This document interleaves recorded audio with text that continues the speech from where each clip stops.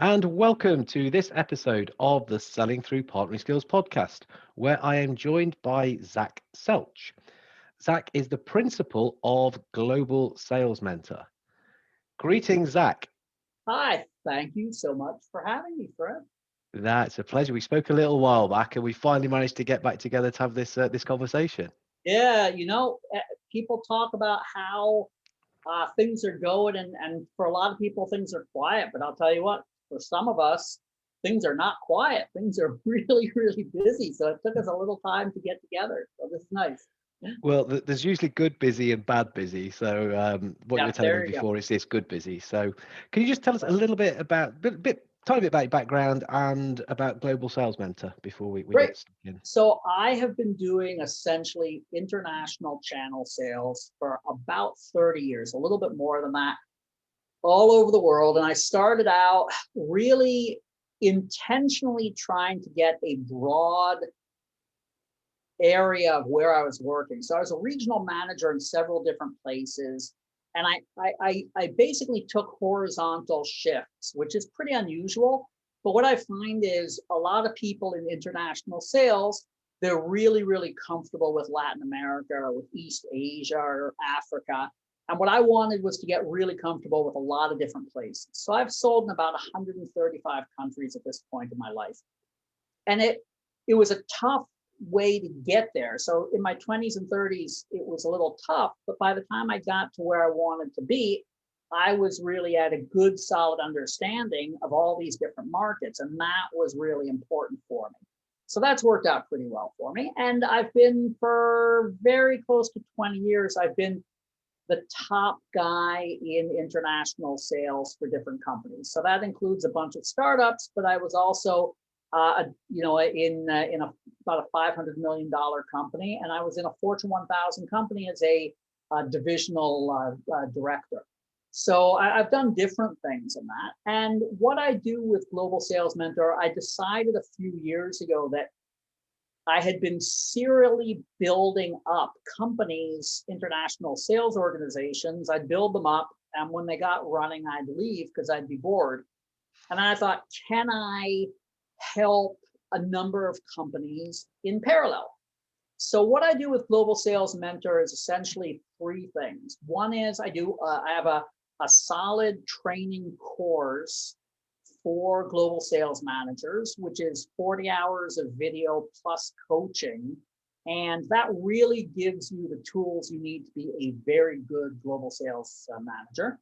That's one part of it. Another part of it is a variety of different services. So I'm doing things like training people's distributors and that kind of thing as projects.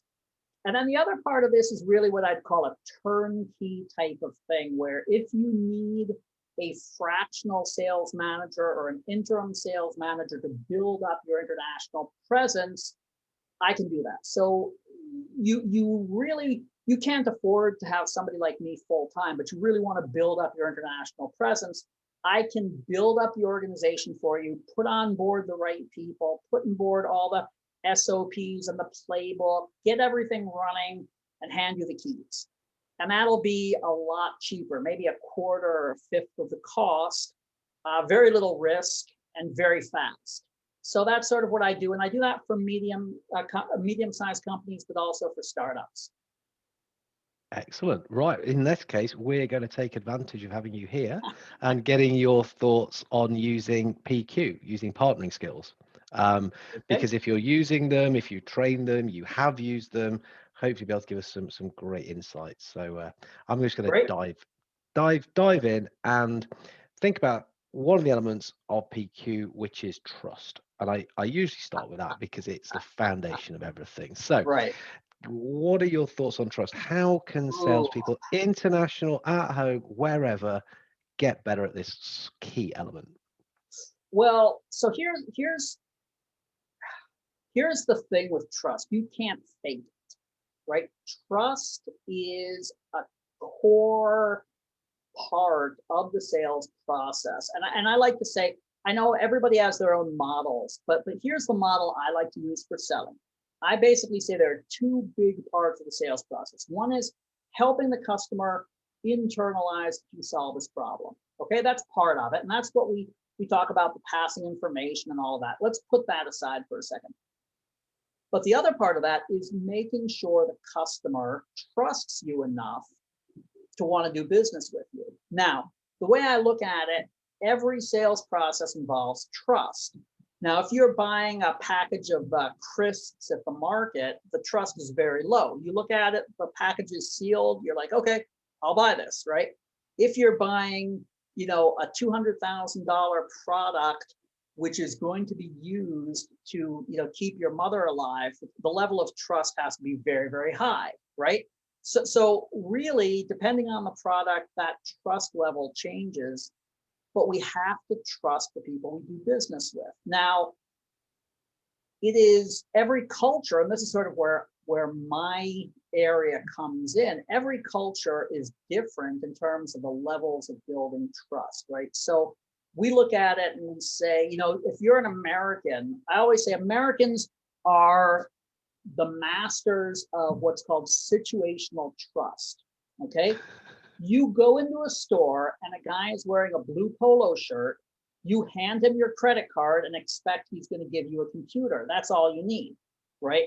Or you go into visit a customer and you hand him your business card and it says Vice President of Sales. You think he should trust you. Now, from a Nigerian's perspective, that isn't even the beginning of the conversation, right? You need to start building this trust, and it could take months or years to build up trust, right? So how do we get around that? Well, first of all, we have to make sure, like I always say, you have to make sure you don't screw anybody, right? Because the real thing that kills trust is if there's somebody out there who can say, Zach screwed me, I might as well go into a different field, right? I have to make sure, and today with communication and LinkedIn and the internet, I can't afford to have anybody out there say Zach screwed me, right? So I have to make sure that I don't ever screw anybody, right? Or if I do, I kill them and bury them, right? Because I can't have them ever tell anybody about it. So let's stick with the simple thing. Let's avoid screwing people, right? I was about to say, let's stick with the legal advice that we can. Right, exactly. So essentially, what you really, and you have to keep in mind, and this is something that drives me nuts, is especially with startups. Like, one of the things with startups, everybody talks about how wonderful startups are and everything. One of the things with startups is you are bringing a lot of amateurs into the business world, right? Because if you are an engineer and you are a really good engineer, or you're a really good, doctor, or you're a really good physicist, you can find yourself working at a startup. And very often these people who are very, very smart, they're not business people. And they're basically saying, well, would it really be so bad if we screwed somebody over, right? And that happens all the time in startups, right? Is people are thinking, but I could make a little bit more money if I screwed over my partners. And as business people, as people, in the side of selling, we have to say, no, you can't do that, right? Stop. You can't screw people over. This is going to bite us in the ass a year from now, right? You can't do that, right? And I encounter this all the time, because very, very often you get people, especially in startups, who have this idea. They're like, but I can make 5% more if I screw over my partners. Why shouldn't I screw over my partners? And I'm going to be doing business for another 40 years. I don't want to damage my reputation, right? And this is a big part of it. Now, let's assume that you get that first rule right and you don't screw anybody over. How else do you build up trust? Well, you can leverage other people's trust. And this is where the partnership comes in. So if I want to establish trust with the Minister of Communication of Nigeria, what do? Well, I find a partner who has that trust, right? And I essentially rent trust from him, for want of a better way of putting it, right? Can I say to somebody, okay, last year you sold $1 million worth of copper wire to the Minister of Communication in Nigeria. You're from the same tribe. You went to school together. Your cousins are married. can you introduce me to him and help me skip, 6 months of establishing trust, right? And I can do that.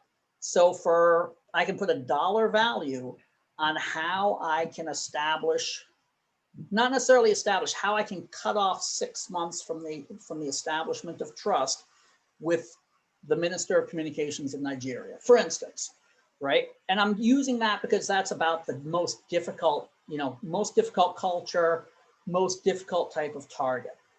Can I establish trust with a group of customers in Japan? Sure. How do I do that? Maybe I hire a local person to be my representative, to be my local sales manager, to be my distributor in Japan, who has an excellent reputation, who has the relationships, who can help me establish trust. So those are the type of things that I would do to really build trust faster in different situations, leveraging partners. Does that make sense? Oh, absolutely. No, really, really interesting. So let's keep moving forward then, because these are Yep. all interlinked, these are intertwined, and you'll kind of come Right. back and talk about them. So another element then of partnering skills is having this win-win focus. Right. So again, love your thoughts on that and how we can do So that, how we can get better at that. right. Great. So, and again, I would almost say the first step is philosophy, right? You just have to understand that this is not a zero-sum game and that you're in this for the long haul, right? And I would almost say if you want to get into sales for a couple of years, make a lot of money, and then retire, that probably is not the right business for you, right? I don't know. I don't know that many sales jobs that you can honestly make enough money in, 3 to 5 years that you're going to retire, right? So you have to assume that you're going to be doing this for a 30 to 40 to 50 year career, which means there are going to be people out there. Going back to what I said before, if you screw somebody, there are going to be people out there who remember you. So what you have to be looking at is, this is a long-term proposition. I'm dealing with a lot of people. This isn't a zero-sum game. If I lose a penny this year, I'm going to get it back next year. Look at this for the long haul. Now, and let's tie this up specifically to channel partners, right? So I look at my partners as part of my organization, which means the distributors are part of my organization. The salespeople are part of my organization. I want to make those salespeople the best salespeople they can be, not necessarily just about selling my product, but about being salespeople in general. Now, why? Because if I do that, let's say you have a sales organization, I'm working with 30 channel partners. They each have around 3 or 4 salespeople. So I'm dealing with 100 salespeople. Each of those salespeople is dealing with anywhere from 5 to 25 other products. If I'm the principal that is teaching them things like time management, I'm teaching them things like how to take better notes, I'm teaching them how to do a better deck.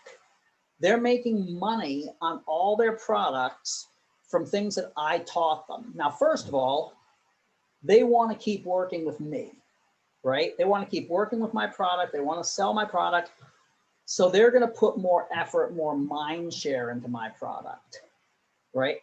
Now, I've had salespeople who have left one company, gone to work at another company, and then said to that other company, hey, you should work with Zach's products, right? Because Zach's a great principal, right? So I want those people. I want all those salespeople to consider me the right principal, because they're going to be going around, some guy who's selling in Saudi Arabia, he's going to be selling in Saudi Arabia for 30 years. I'm going to come across him in the future, and I want him to want to sell my products, right? I want to have a great reputation in all these markets because I'm the principal that helps out these salespeople sell better, right? So it's all about win-win.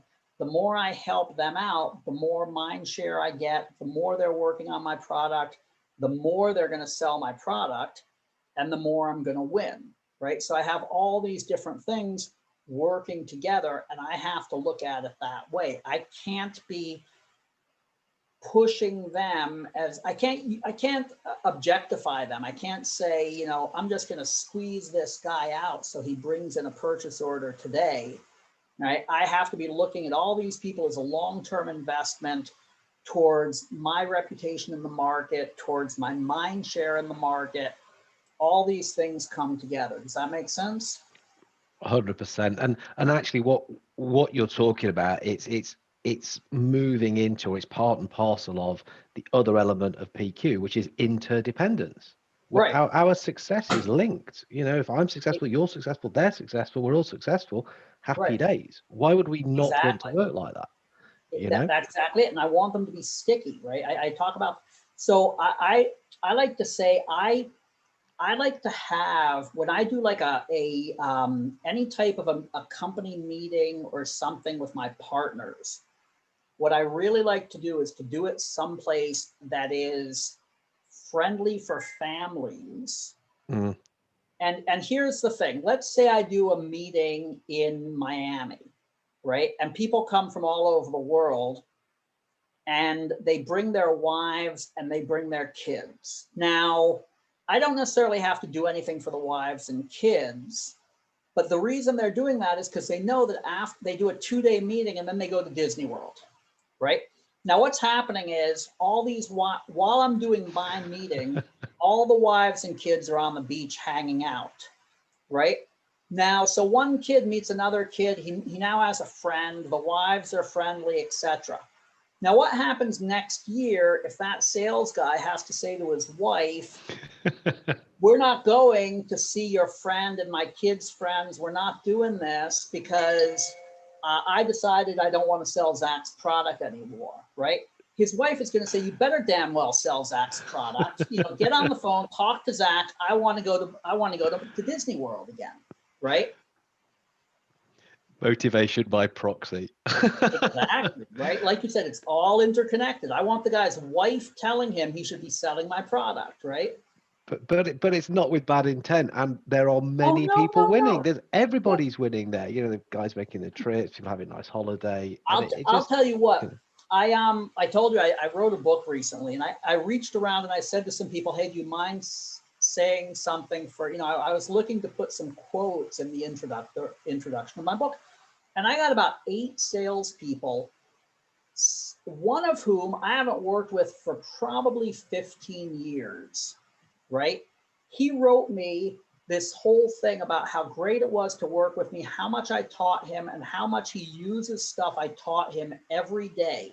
Now, this wasn't even my employee. This was a salesman of a distributor that I worked with 15 years ago, right? Now, I'm not bragging about this. This is what brings it all together, right? This is how you become successful, because if you get these people who, you know, all these people within the organization wanting to work with you and enjoying working with you and really trying to sell your product, you're going to be successful. And the issue is with a lot of what I do, a lot of the people who do what I do, what they basically do is they say, okay, I'm going to sign up a distributor. I'm going to send him a catalog once a year. I'm going to send him, you know, a couple of training videos, and he's going to send me purchase orders, and I'm going to get what I get, right? And then, you know, and again, I talk to people all the time, and they're like, oh, I understand channel sales. I've been doing channel sales for 20 years, and, you know, my average year I grow 3%, so I'm doing fantastic, raw me, right? And they don't get what they're like, they have no idea what they're doing, essentially, right? And then you take a look at it and you go, okay, I could take over your department and I could probably get you 1,000% growth in 2 to 3 years just because I'll do it right, you know? And that's the thing. I've done that multiple times in my career where I've taken over what seemed to be a perfectly good organization, you know, growing 5% a year for 20 years. And then suddenly you start doing things right and they grow 1,000% over 3 years. And everybody's like, that's magic. Well, it's not magic. It's doing things right, yeah. you know? I mean, that kind of order taker, sort of Right. self-titled hero, whatever you want to call it. I'd like to ask them the question, something along the lines of, okay, so what's the last really sort of intimate thing or a personal thing you shared about yourself? Yeah. Or what's the last feedback you got from your partners about Oh, you yeah. and how you work? And I don't think they'll be able to answer that because they wouldn't No, do it. no, And, no. and and that's an important part. I mean, that's moving us into this next element, which is another part of PQ, is Right. self-disclosure and feedback. Because Yeah. if we're going to get close to people, we've got to give feedback, we've got to accept feedback, we've got to share stuff. Yeah. So again, in practical terms, how can we do that better? How can we do that really? So, okay, so when you're dealing with international, and again, you can't lump all international together because every culture is different, right? But I'll tell you a story. A few years ago, one of my best partners, and these are guys, some of these partners are very, very comfortable, right? They do, they're making millions and millions of dollars off of my product, right? So one of my partners, he said to me, he goes, I want to invite you and your wife to spend a few days in Paris with me and my wife. He goes, I'll pay for everything. And I was like, okay, I can't do this, right? This is not, there's an ethics problem here, right? Because he's my distributor. But I was like, but I don't want to say no to him. So I said, I'll tell you what we're going to do. Why don't you meet me in Miami with your wife and I'll pay for it, right? And we did that. So we spent, my wife and his wife and the two of us spent 3 days in Miami in a nice hotel, and we did, couples massage, and we had a few good meals, and we spent the day on the beach and stuff like that, right? And this was just, it was it was nice. And he's a good friend. He's a good friend of mine, even though we've worked together over the years. But it was a business thing. It was making sure that we had that rapport and that trust and that contact. And I've done similar things with a lot of other people who have been my partners. Now, you have some cultures where that isn't the acceptable thing, right? Where, okay, you go out and you have a couple of beers and you tell each other stories about your kids, and that's the limit to what's acceptable. And you have to know where to draw those lines. But yeah, these people are part of my, these people are part of my sales organization.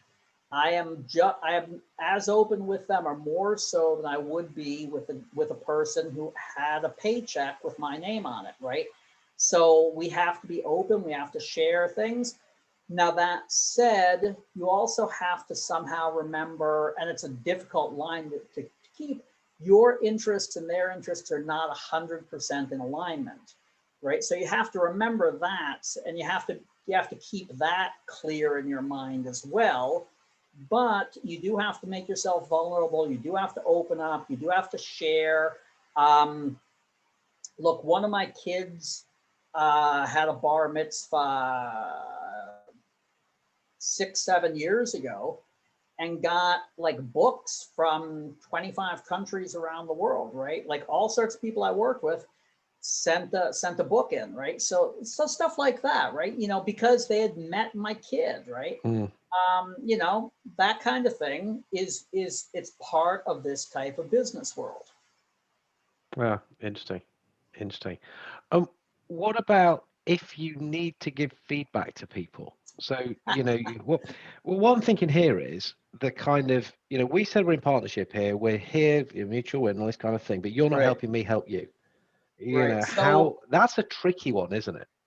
Yeah, so I'll tell you a good example of that. I took over a company a while back, and I don't want to nail it down because people might know exactly who I'm talking about. But I took over a company a while back, and it was a mess. They had no real policy of channel management. They didn't know what they were, and they had hired probably 80% of the distributors they had weren't the right distributors, right? For the product, for what they needed, etc.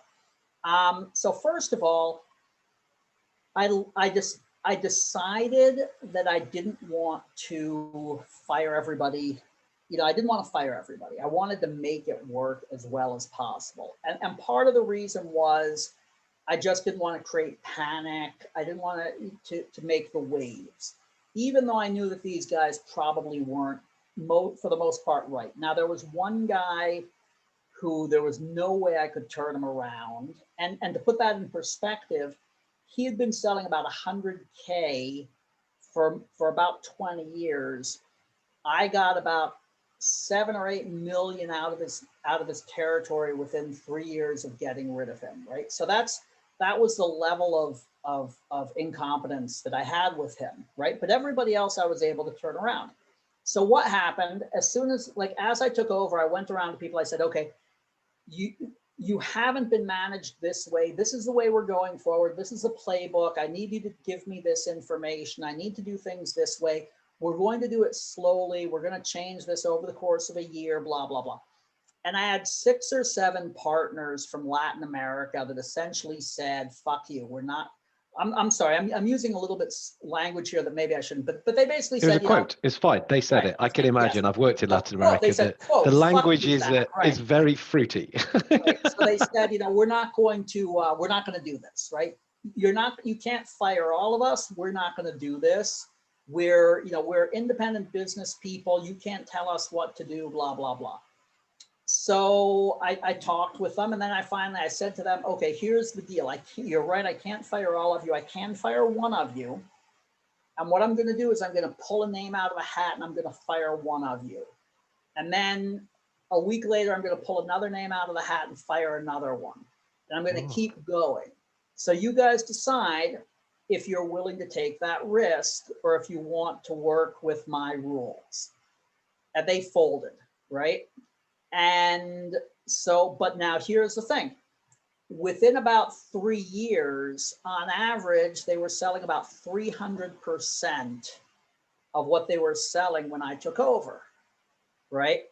And that was actually, they said to me afterwards, they said that I had really helped them out. Like I had helped develop the value of their companies. I had helped them with their revenue, etc. But they really pushed back. Now, what kind of feedback was this? I said to them, look, you don't have, for instance, you don't have the right salespeople in place. One of them, this guy was about 78 when I took over, and he was the sales manager of his company. And I said to him, I said, look, you're doing a great job, but you're not going to be able to do this forever. You don't have anybody in place to replace you. And I said, I hope that you live forever, but what would happen if you dropped dead tomorrow? And he's like, well, I don't want to think about it. I said, here's the deal. I go, you are supporting a family. If you drop dead tomorrow, I am terminating your distributorship because you don't have a replacement in place, right? So what's going to happen to your family? They depend on you. Mm.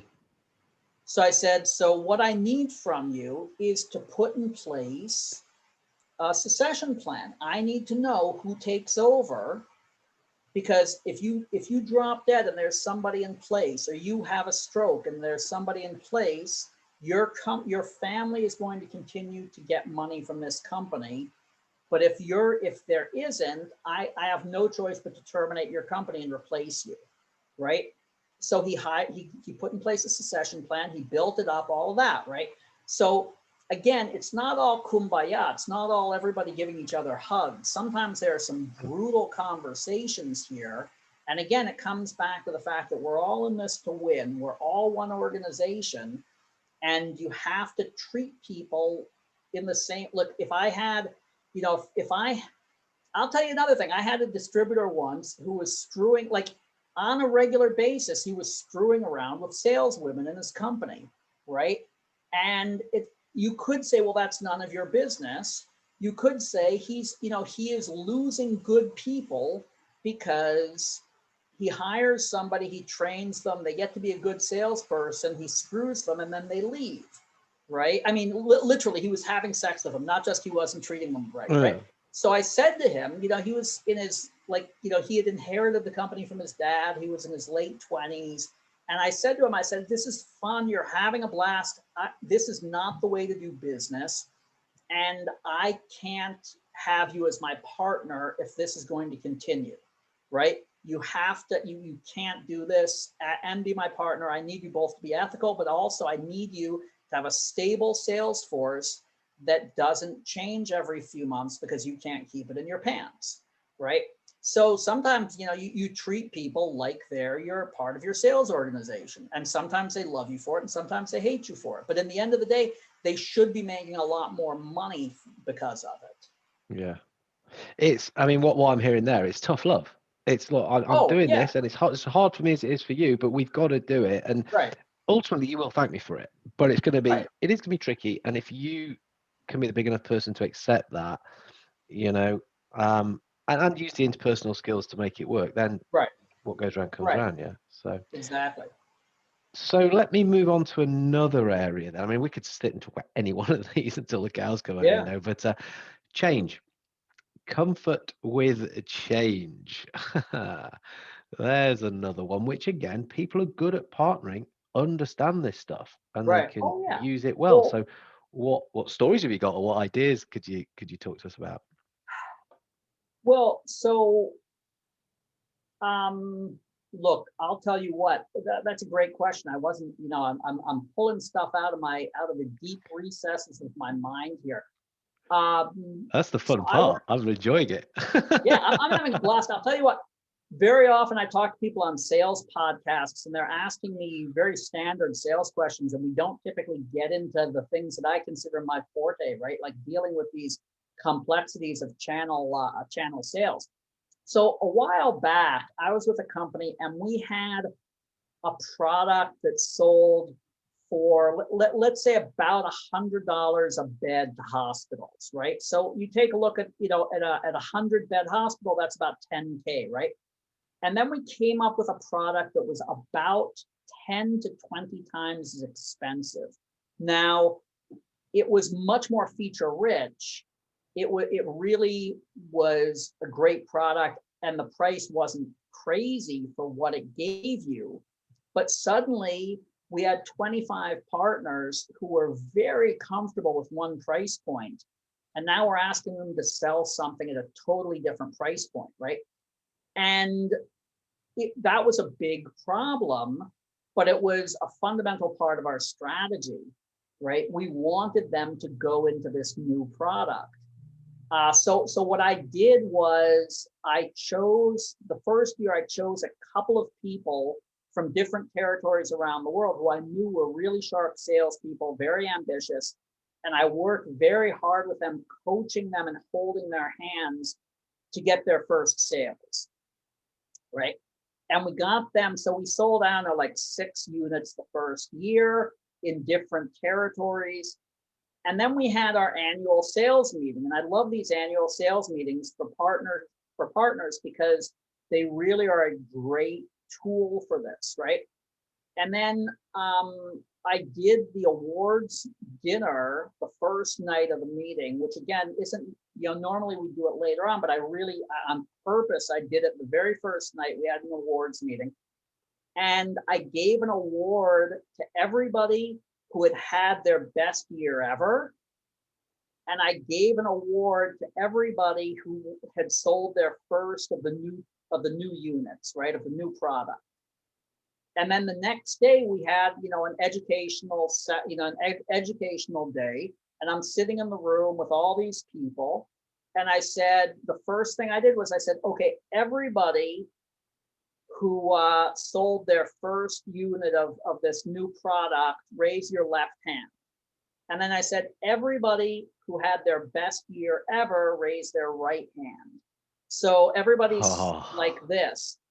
And then I said to everybody else, there was nobody who only had one hand up, right? Everybody who had a hand up had both hands up. So I said to the room, I said, I want you to look around. Those are the people who they've sold this new product. They've had their best year ever. And I said, and there's somebody from your territory, like, because, we had it divided up into Africa and the Middle East and Europe and Asia and South America. I said, there's somebody who is from your area in a country similar to the market you sell in who has sold this. And I said, you should talk to them. And then we had 4 days when we did all these activities that got people opportunities to talk to each other. So by the end of the week, everybody had talked to somebody who had sold the product already. And then I made sure to talk to everybody. I said, you have a plan for how next year I want to give you a trophy too. Have you figured out if you talked to somebody and worked out a plan? So using other partners, right? Using these peer-to-peer things is a great way to manage change, because everybody's scared of change. And if they see that one of their peers has handled this successfully, then they're not as scared, and it's not just coming down from you. So that's a really powerful way to handle this.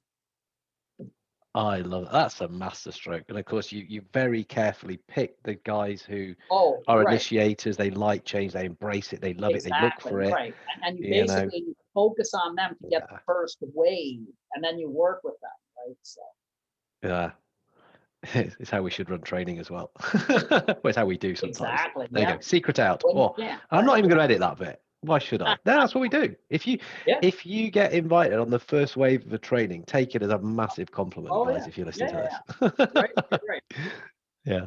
No. Oh, love it. Love that one. Absolutely. I mean, we could just take that for the next hour and dissect the I'll psychology tell in you there. There's what. so many. There's I'll so tell you what. many elements. I had so much fun with that particular sales meeting, because I spent all this time trying to get people together. Like I was like, I want to have these people who have sold the product, I want to make sure they spend time with everybody else at least an hour. So I was like, how do I get them to sit together at a meal? How do I get them to sit together in a Yeah. car? How do I get them? Because I want them to talk, because I know how salespeople are, right? The salespeople will say to each other, they'll be like, wow, you sold a new product. I get, was that just luck? And they'd be like, no, I'll tell you, I have this strategy, blah, blah, blah, blah. And, they get to talking, and that talking drives the competitive nature of people, and boom, and I'll tell you what, that I said to my boss, I was like, this sales meeting probably was worth $20 million in sales the next year, because that's what we drove out of this sales meeting, right? And it wasn't a bunch of PowerPoint slides with somebody on sales saying, look at all the Right. features of this new product. That's exactly it. That's exactly it. That's the thing. People don't get, I always say something like a sales meeting or a trade show, you should know what you're doing every minute of that session, and how it's going to lead to a purchase order, right? And all this stuff, like, let me tell you about my widget and the quality of my steel, and all of this doesn't lead to a purchase order, right? That doesn't do any good to anybody. Yeah.